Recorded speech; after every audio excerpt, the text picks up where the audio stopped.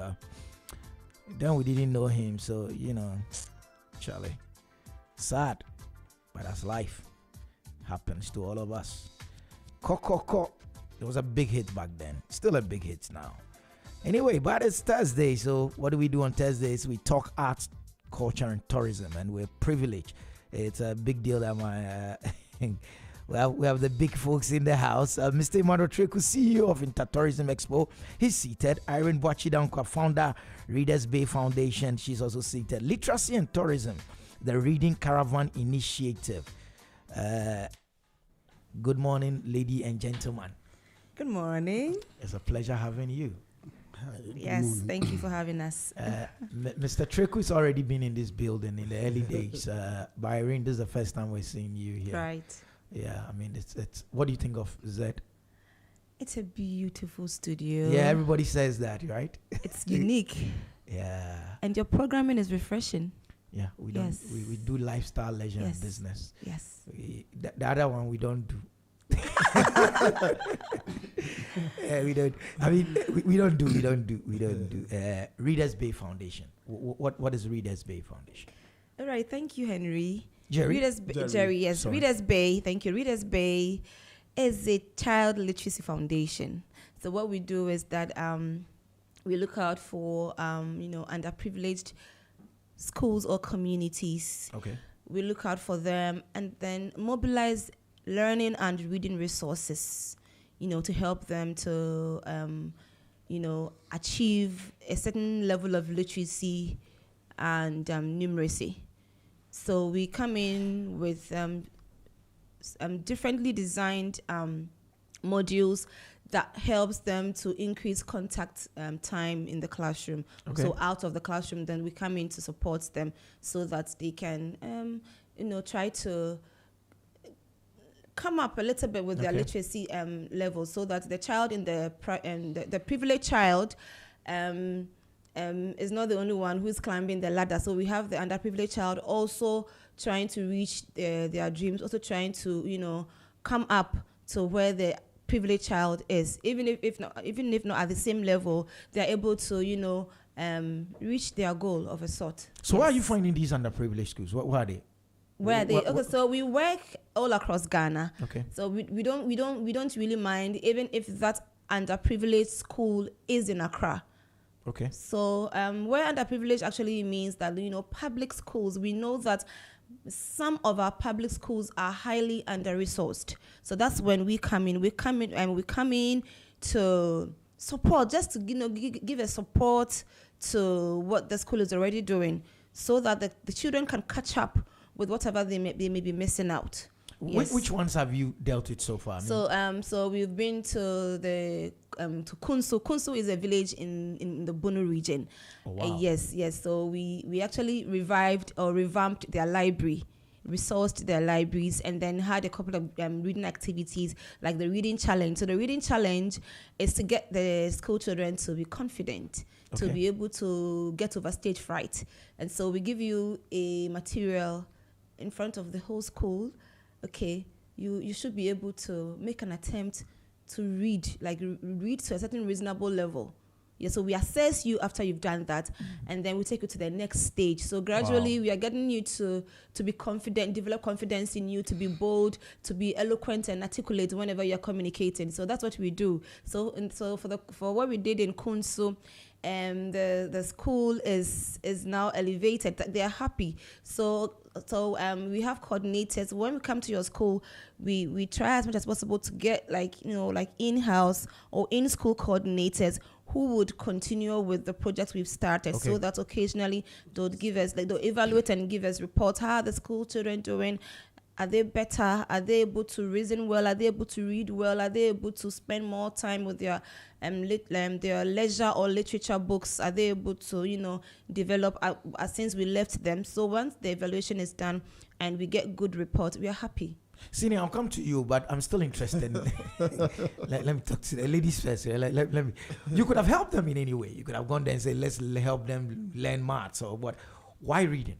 Okay, reading because you see, in all parts of the world, see education, health, and infrastructure develops a nation. So why don't we educate our children well through literacy? Why don't we get them to be literate? Now, literacy is not even limited to any English. No, we try to read some vernacular books published in our local languages, okay, so that they're able to open up their minds, open up their knowledge, worldwide knowledge, okay, so that they can even compete with their child in another country or like globally. See, we are not even limiting it to Ghana. Globally, we want to see our children, competing with a child in maybe another European country. It's possible. Yeah. That is why we are starting from home. We are starting in our own small way as Readers Bay Foundation. Do what we can do to help our country. Great. Yes. Now let's come to Mr. Tourism. So let's also touch on, because she's talking about reading and literacy, and then you are Mr. Tourism. You always tourism. Intertourism Expo. What is Intertourism Expo? Because if I then find out from you, then I'll see how the two of you are in my studio at the same time. Yes. Yeah, Right, Intertourism Expo. Thank you very much, and a very good morning to your listeners. Yes, I think we've had some conversation in regards to Intertourism Expo in this studio. Yes. Where we try to create a possible platform for all participants in the industry to have a conversation and also showcase what the destination has to offer. Okay. But coming to Readers Bay Foundation, one of the ideals of the Intertourism Expo is to connect Okay. via any other platform, be industry, be in the education and like. And we also believe that tourism is a culture that one has to grow with. Okay. We have a lot of elderly people today that you tell them, let's visit a site, they tell you, oh, it's so important. But then if it's a habit that one has grown with and understand what it is, then it becomes part and parcel of them. It becomes a lifestyle. Then you can say you're embarking on the journey, or you're embarking on a tourism activity, and so for also domestic tourism. Now, tourism has education aspects. We always leave the base of pyramid and look at the high skill trading. But then if we come together as a group or as an institution in what we do, and then we are also imparting through the reading skills, we are telling stories of our cultural elements. We are telling stories of our lifestyles. We are telling stories of even know your country, even basic daily practices. I think these are things that we bring to bear. Oh, okay. What now the children have to know. And so this is some of the reasons why we tell you why we should come together to have this kind of activity. So it's like catch them young kind of a thing. Yes. Sure. You see, this is why this is of interest to me. I sit with my kids at home and we're watching TV. And because my life is all about learn. My favorites are always, quizzes and all that. So I'm the guy you will catch watching The Chase. After I watch The Chase, I'll stay and watch Tipping Point. I'll watch all those because, that's what I do. But anytime someone is asked on The Chase, on Tipping Point, or Who Wants to Be a Millionaire, all these programs, what would you do with the money? 99% of the time, like my kid, my son always will look at me and say, Daddy, let's hear what you say. 99% of the time, I would travel here. I will go there. I would take a trip to this place. They never say, I'm going to buy. It's like they're always looking for experiences. And so I'm excited about what you're doing. So what you're saying is that you being tourism and she being literacy, you're catching the kids young by combining your efforts.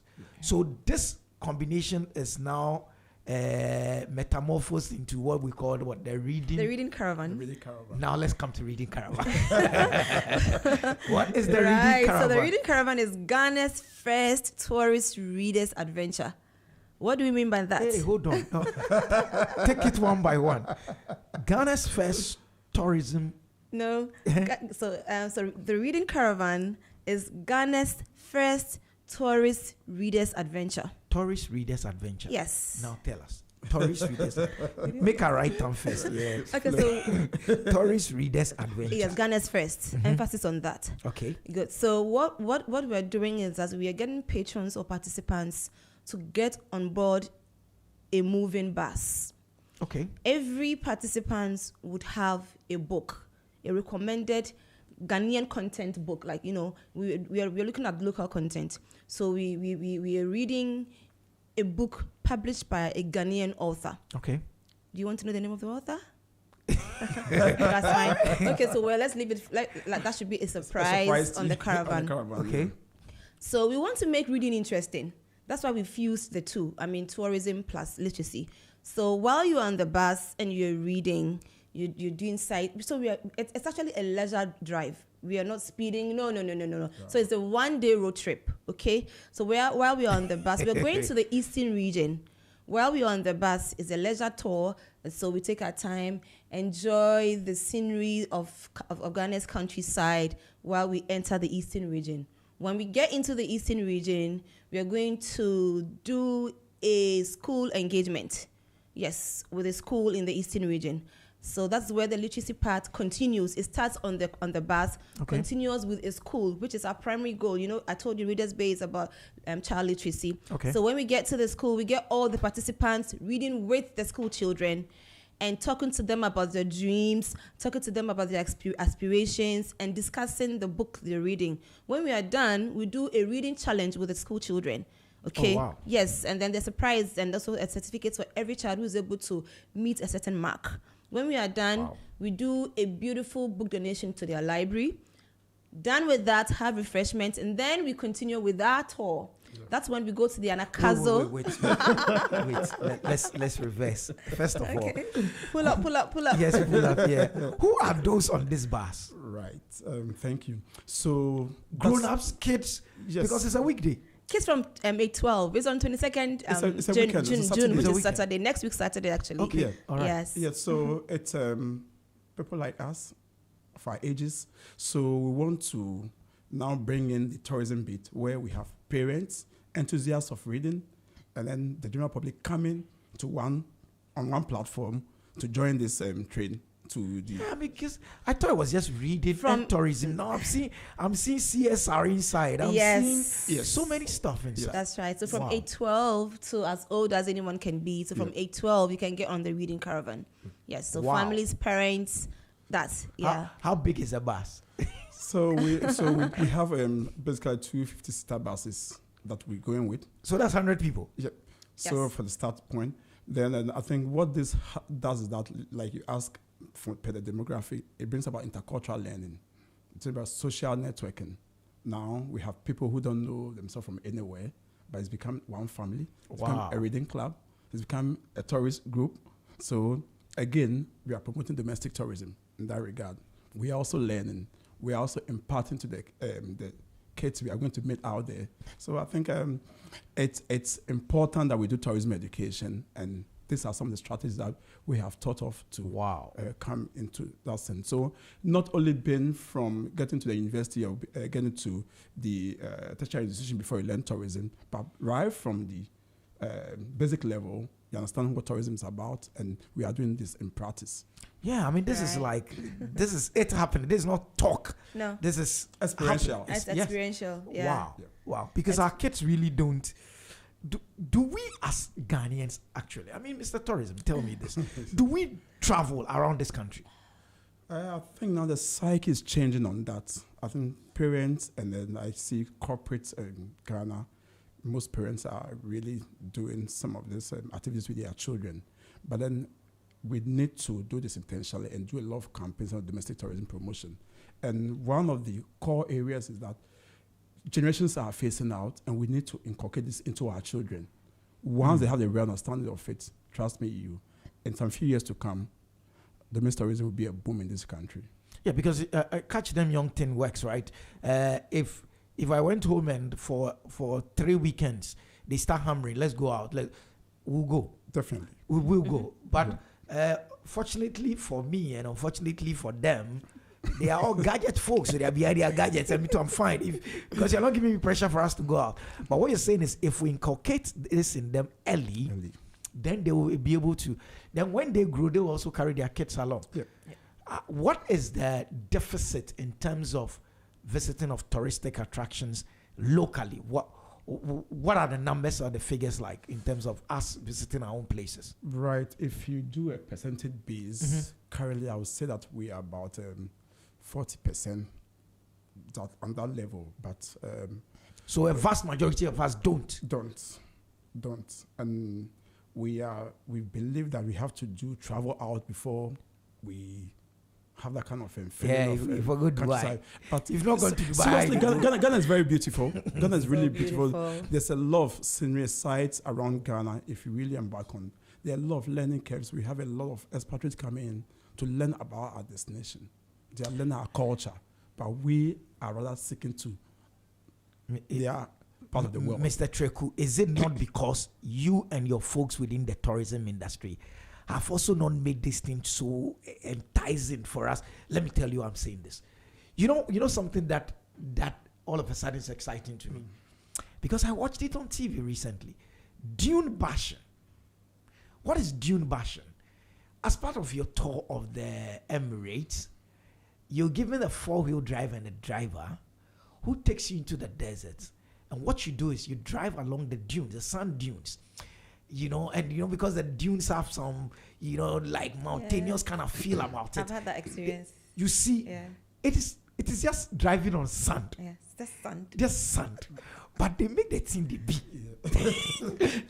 So for me, is it not for you in this thing, this whole tourism space, whether GTA, GTPD, whatever it is, with all of you in the ministry and all, are you people should sell it to us, make the thing, Package it well. Packaging. Make it attractive. Exactly. And affordable. Right, thank you. I think that he should face this question because he stands in for all tourism today. You said it right, but then tourism is not developing in that part of the world. And we are now having a realization where it's taking us to. And it's a concerted effort having collaborations with all and sundry, the creative artists, the digital folks, because now we're going digital tourism.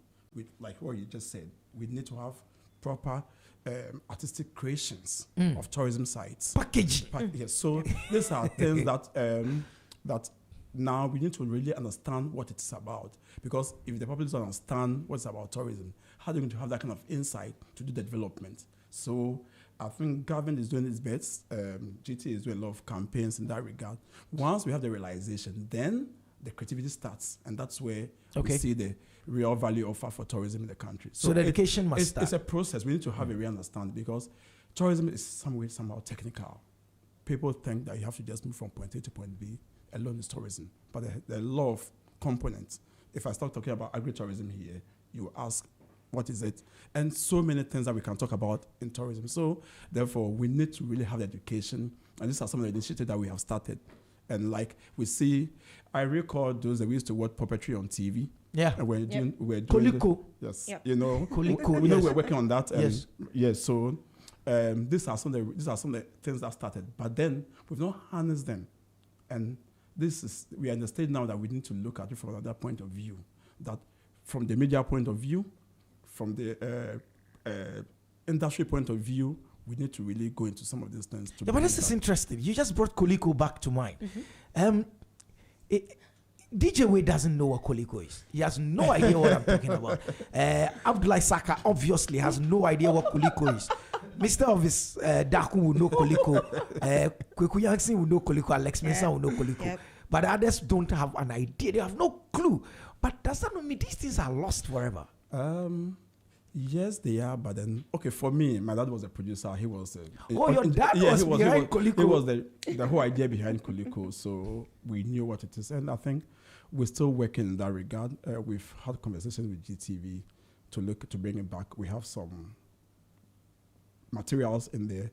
I think when GTV lost their when there was this fire outbreak, they lost some archives. But then, also than done, we've had conversations with NAFTA as well. They have some of the guys in there, and someday we'll see some of these things on the screens. If you combine Koliko with modern gadgets and advanced technology and stuff, Koliko could have been our version of Pokemon and all those Japanese guys coming to bring us products and all.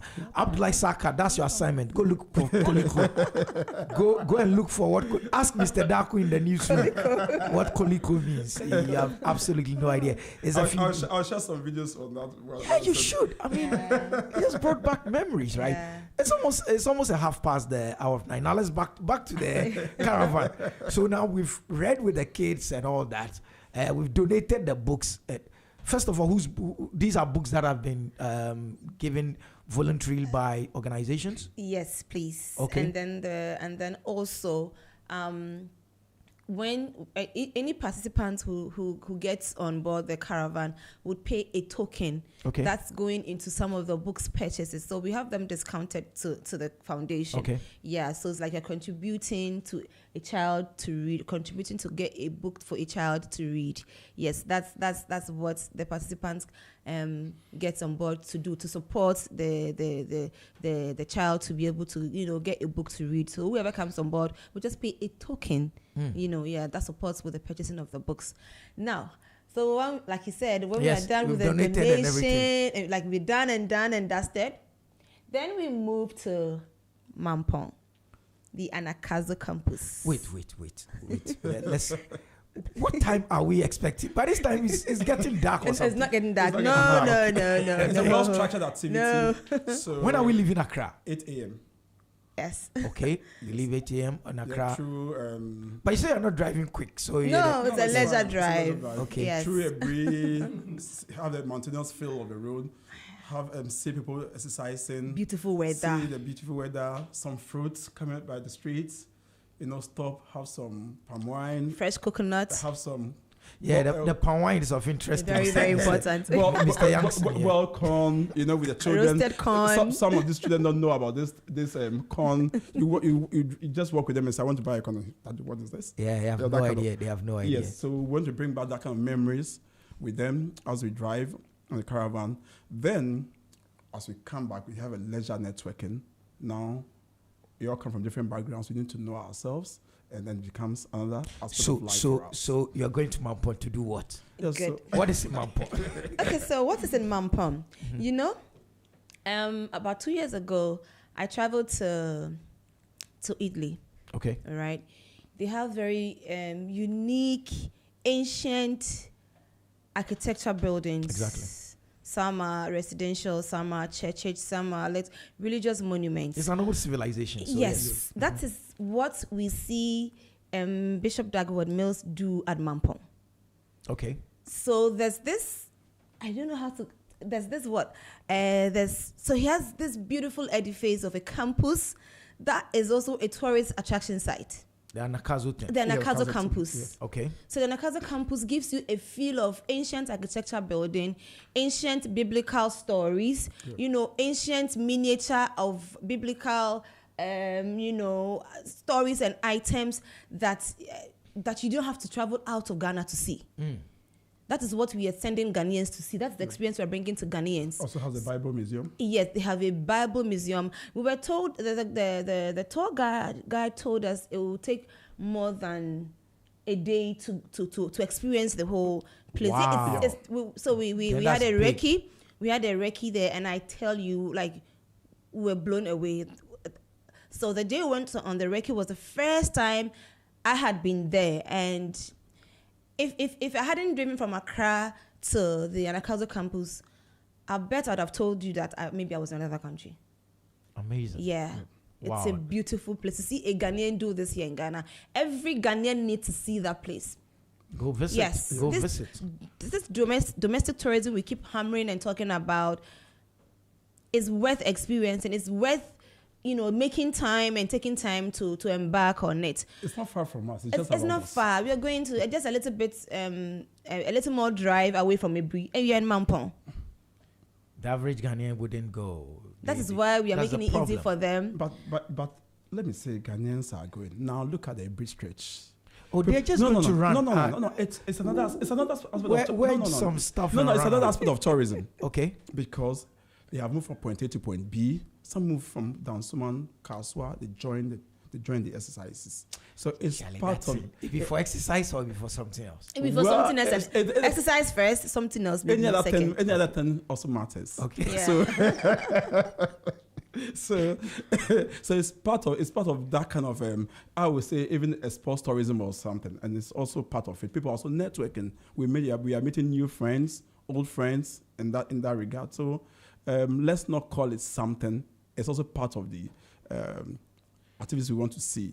Over the years, why have we not been a people that visited our tourist attractions? What has been the challenge for people who in Nkrumah deliberately ensure that you were in Accra, you did your service in Wali Wali, and you did there, you came from Wali Wali to Kumasi to do this.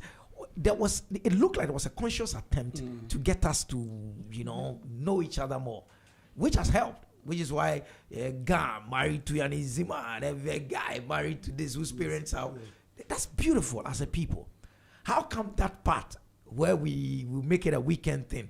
What has been some of the challenges in terms of promoting domestic tourism from the Intertourism Expo angle? One, like we are saying, one is money. No. Money is not one. No. Okay. Money will come in at a point. Education. Yeah. Education is then one. we lost our cultural values at a given time. Oh, wow. We don't believe in who we are. We want to see ourselves in that Western kind of feel. Our clothing, the food we eat, we change all these kind of perceptions. People don't even go back to their hometowns anymore. You ask them, they don't even know where they come from. They live in Accra all their lives. So these are some practical activities that we need to now look at, because we have to change that kind of mindset. And this is one thing that's brought us to where we are as a city, the rural urban migration or distance. We need that kind of planning process. That comes to our national development planners to look at it in that mindset. Again, we also need the promotional bit of it. And I said in this year one time that we need to look at where transport companies or institutions will have a drive where people will have to go back to their hometown. I keep saying, if today VIP is saying that every last Friday in the month to our destinations, we are doing half the price. I'm sure before the end of the month, they should have even had 20 buses already booked, and they have the resources to run their operations beforehand. And you said everybody wants to go back to their hometown and villages. What I do is when I travel to the village, I don't eat any food apart from the food so if I go to Kwewu, I know the kind of food they do. If I go to Volta, I know the kind of banquet they do. So trying to understand who the people are, what they do, and this is activities that we need to engage in. Wow. We lost our cultural values. We made traveling to the Mole Game Reserve not as exciting as traveling outside. Yeah. Wow. But the money part, I mean, because if I went there, where will I sleep? In our own small ways, we all do something. Even within Accra, the Central Business District, weekends, we have about 3 million people coming to the city center. How many people know about this? Let's say from National Theatre down to Parliament House, these are all tourist attractions, the educational stories behind this. Ghana is so blessed that every region has a diverse attraction. Every region. If you're a Ghana and go to Jamestown, there's something there. Yeah.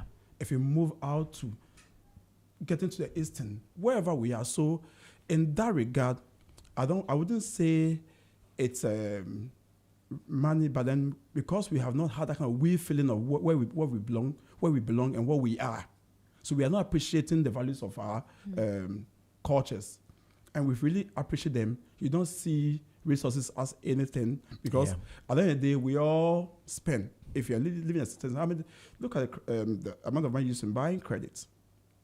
Yeah. At a given time, some does not even give you any resources, doesn't give you any revenue, but you buy. So if you want to save, you would have saved. You have saved to do this. Yeah. So I don't really see it as a revenue gap, but it's something that we have to must do intentional, because you see, that word has come up last week as well. In my conversation with Nana Isihini, he said the problem is we are not intentional about our activities, and you bring in that word back here. So this intentionality, one of the ways of becoming intentional is this reading Caravan thing. Yes. Doing something about a thing and just not talking. Okay, so now we are in Anakazu. Anakazu is going to take us like a whole day. So how many days, how many minutes or hours are we spending within Anakazu? Okay, so because it's a one-day trip, and we're looking at the leisure aspect of it also, basically to just make literacy interesting. That's why we're fusing it with tourism. So at Anakazo, we get to be walked through the various edifices and the purposes and the stories behind the building of the edifices. So that's where we have the storytelling aspect, where we are going to be told exactly why, how did it start, why did you put this, why do we have the Bible Museum, what can be done here, can I come here for a personal solitude moment, can I come here with my family, how is it going to inspire me when I come here, when I come to the Anakazo campus? So we get to learn and hear about all the stories behind it. So the storytelling bit comes in there. Then right there, they have this very beautiful restaurant. That's where we're going to have our lunch. Okay. Yes, so we'll have because lunch. I was wondering there was All food on of the us. bus. Of course. So on the bus, so the experience on the bus, there's a lot of finger foods, a lot of juices and water on the bus. Now DJ Wade will want to go That on the is bus. okay. So that's the experience on the bus. Now off the bus, finger foods, with a lot of juices. Yeah, okay. On and the plenty bus. water, plenty networking and moments to read. That's on the bus experience. Off the bus experience at the Anakazo campus. That's where we have the tour and the storytelling moments. And then we have lunch with all participants. They have this beautiful restaurant and different kinds of Ghanaian foods and Ghanaian cuisines and all that. We're going to have that lunch experience also on the Anakazo campus. And I think that and this also brings to mind on the participants or our folks on the mind of CSR, because we're going back to give to a community. Okay. So we entreat everybody to understand what is about CSR. You can do it in any way from your community. Okay. And once they are part of us, I think that there's a learning curve in that regard, giving back to your society, your communities. Interesting. It's 20 to the top of the hour, and in the next 15 minutes we'll be signing out. But we start talking to Mr. Emmanuel Treku, who happens to be the Chief Executive Officer of the Inter-Tourism Expo, and then Irene Boachidankwa is the founder, Readers Bay Foundation. We're talking literacy and tourism, the Reading Caravan Initiative, Ghana's first tourist readers adventure. Right. I got it right. See, I had to write it there. Readers Adventure. Right. Irene is the founder of Readers Bay Foundation. Their aim is to push their reading habit into our young kids so that they excel in reading. So we spend time there. We go eat. You see the way I'm talking, as if I'm part of the project. Already. Yes, so just let us know if you have time on 22nd of June, which is next week Saturday. Next week Saturday. Yes. Okay, so you go eat and then what? So when we are done eating and experiencing the Anakazo campus with all the interesting storytellings, and we are done and we are happy and we've learned about our country, that many more places to see, and we get back onto the bus. On our way to Accra, that is when we review the book that we're reading while we're going to Mampong. Do you get the vibe? Okay, so now it should be more of a conversation on the way. Yes, that's where the networking also comes in. Oh, interesting. Okay, so we get to review content of the book that we recommended for everybody to read on the bus. We discuss it. How do we implement it in our lives? We're talking about the practical aspect of the book we read. So reviewing it, how do we implement the positives in our lives to make our lives better, to make the lives of participants better, by extension, to make the lives of Ghanaians better. So the book reviewing on our way back to Accra, and then we get to munch on some of the extra figure foods we have on the bus and the juices, no? Okay. So we get to enjoy them, and then also enjoy more of the sightseeing and the countryside scene, and then we arrive in Accra. What time are you expecting to come back to Accra? We should be back to Accra by 5 p.m. Wow. We don't want to have a night drive, no. Wow. Yeah, that's why we set off early as 8 a.m. We'll be done with everything. 5 p.m. we should be back right safely at the Accra Mall. That's where we disembark. That's where we converge, and that's where we come back to. Yeah. Okay, at the mall. You start from the Accra Mall. Right. This sounds like an exciting experience, and for me, the bit of adding tourism to it and all that is quite exciting. Is this going to be a regular thing? What are the plans? How did you get here in terms of resources, and what are the next things you want to do? Okay. So you did mention about the word intentional. Yeah. We believe in promoting our destination or Ghana. We believe in telling the stories of our country. We believe in the learning curves for our younger generations. They need to know what we have as a country. These are some of the things that has brought us this far. Now, yes, we need to start from our own small way. So we have some support from, let me give credit to Mr. Seto Kran, who gave us a bus to support, to support us in this, that's Yours Car Rental. He gave us a bus to support this initiative. And then we ourselves, in our own small way, got some support items on this. And we also want to say a very big thank you to Mr. Evans of Central University. He's an admin out there and just came out and said, look, I like this initiative. And it's really pushed us to where we are today.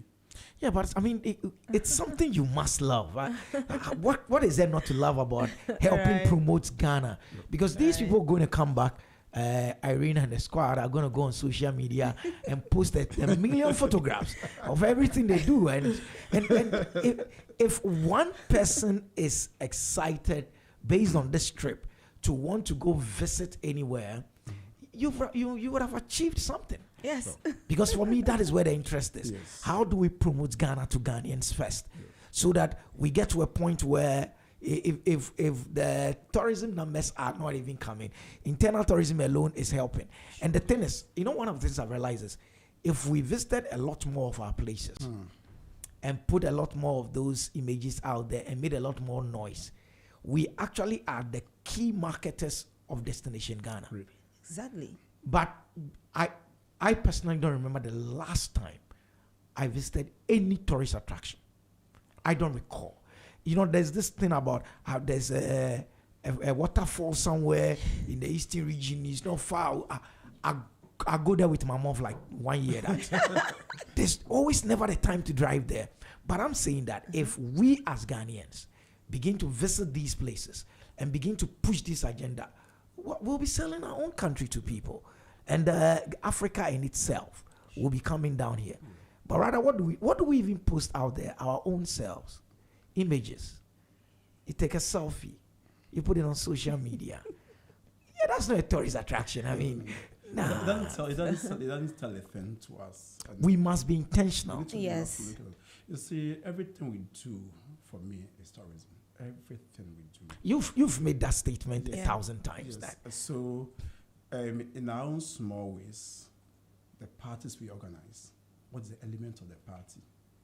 There are theme activities, the church activities. We used to do excursions. Where are all these values? When we were much younger, we used to do a lot of church excursions. Yes. It's true. This is industrial tour. We used to go to where are all these values? We've lost all this, and this are not being harnessed in our schools anymore.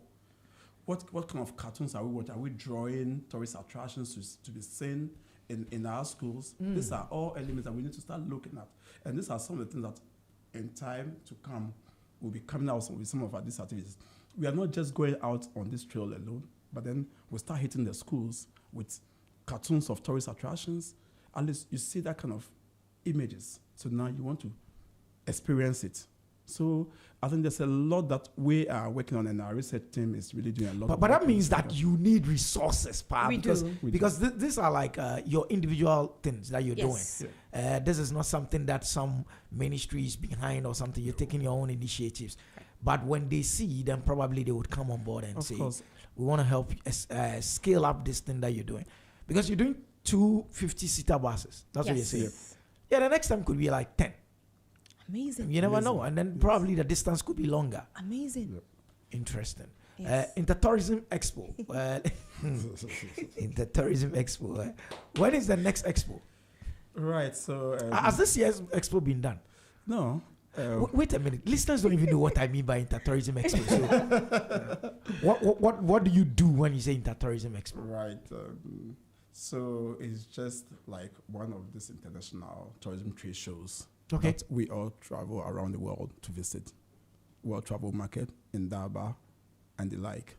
And then in our part of the world, especially Ghana and for that matter West Africa, this is a platform that we have built that annually we come to celebrate the cultural value, the tourism value asset or offers that we have as a country, where we showcase what the destination has to offer and discuss pertinent issues that are of concern or new trends within the industry, to make informed decision on where we have to go as an industry.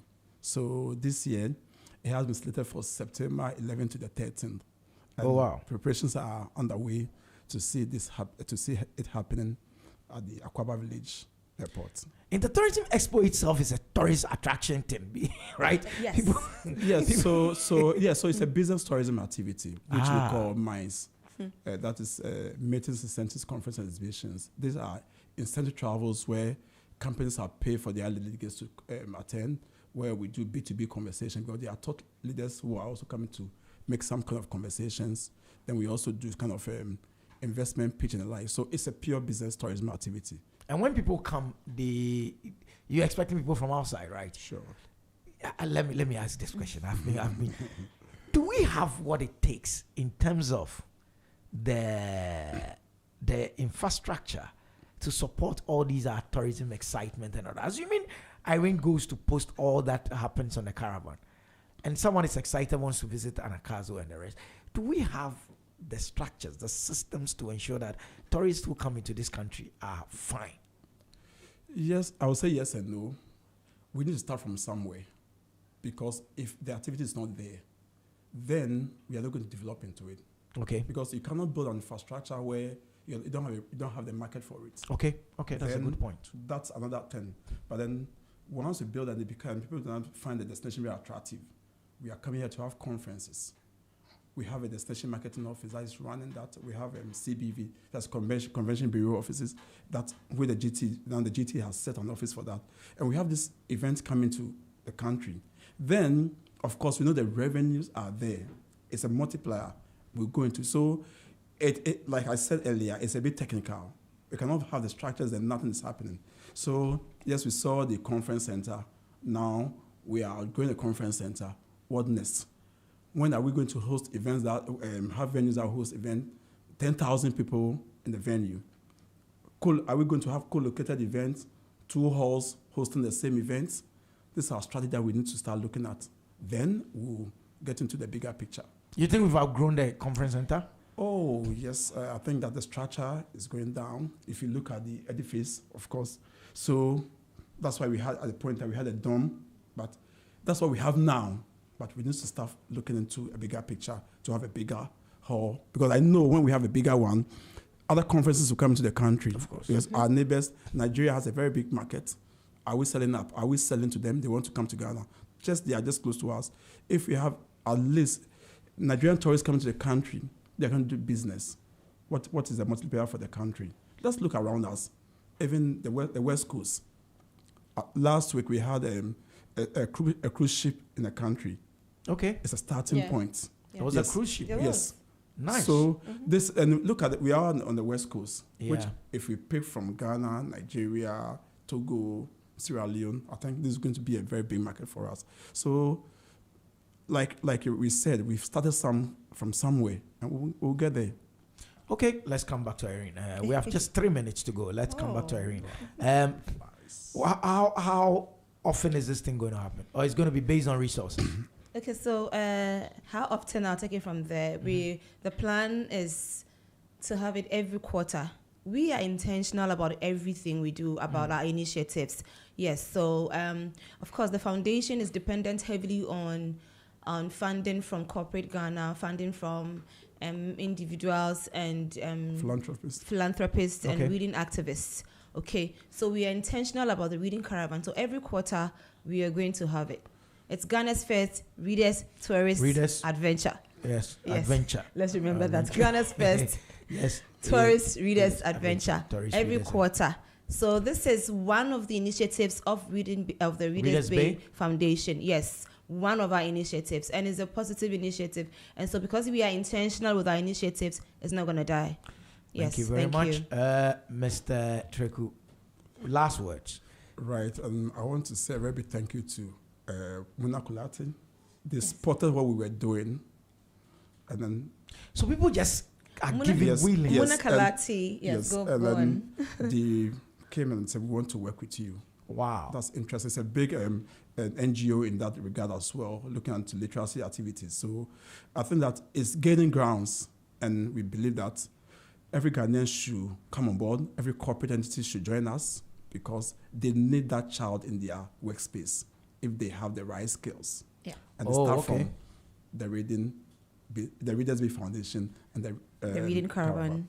Right. Can you share our contacts? Please. Okay, so please, listeners of Z 101.9 FM, please, if you want to participate in the Reading Caravan or you want to support our initiatives or the initiatives for the Readers Bay Foundation, please reach us on 0539 241 044 or 0246 480 040. So the Reading Caravan is happening on Saturday, just next week Saturday, which is 22nd of June. Thank you very much, Zed. ZFM would definitely, we're playing our part in promoting tourism. And I'm sure Mr. Treku knows why we are heavy on tourism. Apart from the fact that we are your lifestyle, leisure, and business radio, we are heavy on tourism as well. Because and tourism business. Tourism business is fantastic. I have an announcement for the two of you when we are off air. Okay. But it is very important that we support anything that will promote tourism in this country. For us, lifestyle, leisure, and business is not just a tagline. It's something we live every day. We wouldn't do the other one. But if it is business, if it impacts business, we're going to talk about it. So Thank you so much. It's 5 to the top of the hour, 10 o'clock. 10, it's the news at 10. But anytime is this time. I'm sure DJ Wade is smiling because he knows I'm about to sign off. And why not? Because it's been a 4-hour drive. It's been a 4-hour drive, all from 5 to 6 to 5 to 10. It's been an exciting Thursday. Wet Thursday morning, but it was still exciting. And like I say, it's a Thanksday, not a Thursday alone. What do I say? Pray like it only depends on God. But go work like it only depends on you. Have a good one, people. We'll do this again tomorrow. It's the TGI Triple F edition coming tomorrow. It's your lifestyle.